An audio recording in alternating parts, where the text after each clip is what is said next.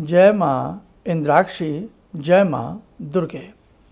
नवरात्र के शुभ पर्व पर आपको एक विशेष हम बात बताएं कि जो साधक यदि नवरात्र की संपूर्ण पूजा अच्छे से ना कर पाएँ किसी भी कारण से, बहुत ऐसे भी लोग होते हैं जिन्हें बहुत अच्छे से संस्कृत नहीं आती, बहुतों की लाइफ बहुत भागती दौड़ती है और मन में बड़ा चुभता है कि बताओ नवरात्र हैं और हम नवरात्र में पूजन नहीं कर पा रहे हैं।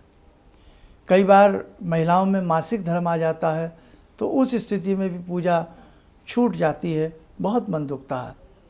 तो आपको ऐसी स्थिति में क्या करना चाहिए? जो साधक नवरात्रों के संपूर्ण व्रत ना रख सकते हों या संपूर्ण तरीके से पाठ ना कर सकते हों, ऐसे साधकों को भगवती का निवारण मंत्र चलते फिरते अजपा रूप में जपते रहना चाहिए। सुबह कम से कम आप जोत जला करके भगवती को धूप दीप अर्पण कर दें और निवारण मंत्र की 1 माला, 3 माला या 5 माला या निवारण मंत्र कम से कम आप आराम से बैठ करके 10-5 मिनट पढ़ लें तो ही आपके लिए इतना ही बहुत रहेगा। क्योंकि पूरी दुर्गा सप्तशती में निवारण मंत्र भगवती अत्यंत प्रसन्न होती हैं निवारण मंत्र से। तो आप निवारण मंत्र जरूर पढ़ें और इन दिनों में पक्षियों की सेवा, गौ माता की सेवा आप लोग जरूर करें। चलते फिरते उठते बैठते आप निवारण मंत्र पढ़ते रहें, जप जप करते रहें। इतना भी आपसे न बन पड़े तो आप दुर्गा दुर्गा दुर्गा दुर्गा जपते रहें। अब हम उनकी बात करते हैं कि जैसे आपने घट स्थापना कर ली, सारी पूजाएं आपने कर लीं और बीच में ही मासिक धर्म आ गया या शुरू में मासिक धर्म की समस्या हो गई और आपका नवरात्र ना छूटे, तो ऐसी स्थिति में आप अपने बच्चों से, अपने परिवार वालों से जोत वगैरह जलवा दें।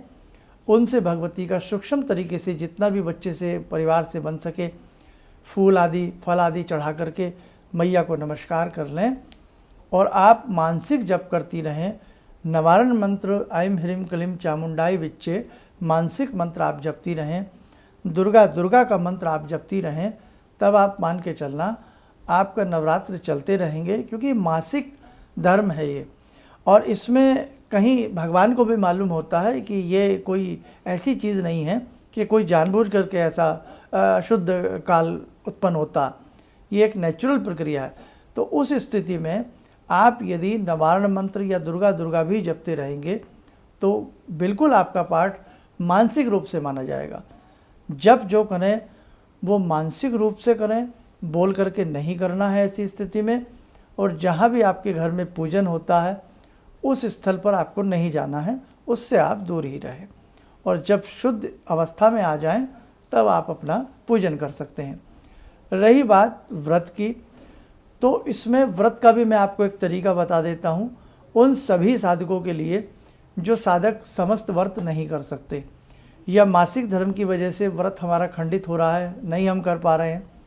तो ऐसा उल्लेख है कि एक तो होता है सप्तरात्रि का व्रत जो प्रतिपदा तिथि से लेकर के सप्तमी तक रखा जाता है। एक होता है पंचरात्रि का व्रत जो 5 रात्रि का किया जाता है। एक होता है त्रिरात्रि का व्रत जो लास्ट की 3 तिथियां होती हैं, उन 3 तिथियों में भी व्रत रख लेता है तो उसके व्रत अच्छे माने जाते हैं। इतना भी ना हो सके फिर होता है एक युग्म व्रत कि पहली तिथि प्रतिपदा का और अंतिम तिथि का व्रत रख लिया जाए तो ये युग्म मान ले जोड़ा, तो एक ये युग्म रात्रि का व्रत माना जाता है। और इतना भी ना हो तो अंतिम रात्रि का ही व्रत रख लिया जाए, ये एक रात्रि का व्रत होता है। उससे भी जगत जननी जगदम्बा प्रसन्न हो जाती हैं। कहीं भी आपको अपने मन में मैल भाव लाने की आवश्यकता नहीं है, मन को बिल्कुल दुखाने की आवश्यकता नहीं है। आपसे जितना बना है आपने करने का प्रयास किया, इसलिए वो वाली बात है बेटर देन नथिंग कि भाई ना होने से तो कुछ हो जाए ना।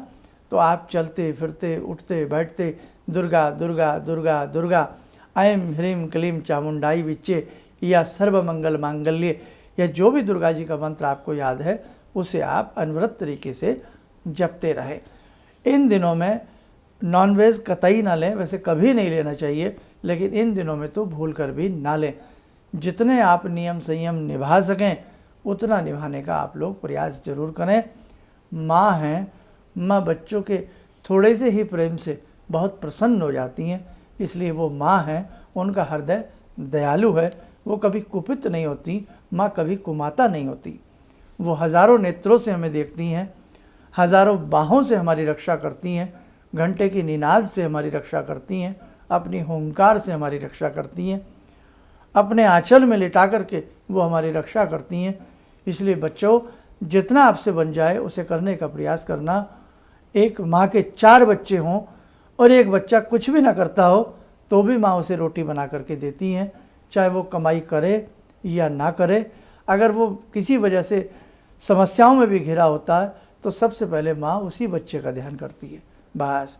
इसलिए आपको कतई मन में कोई भाव नहीं लाने हैं, जितना जैसा आपसे बन सके आप करने का प्रयास करें। वो दयालु माँ सदैव आपके संग रहती हैं, आपका ध्यान करेंगी और हमेशा आपसे प्यार और दुलार ही करती रहेंगी।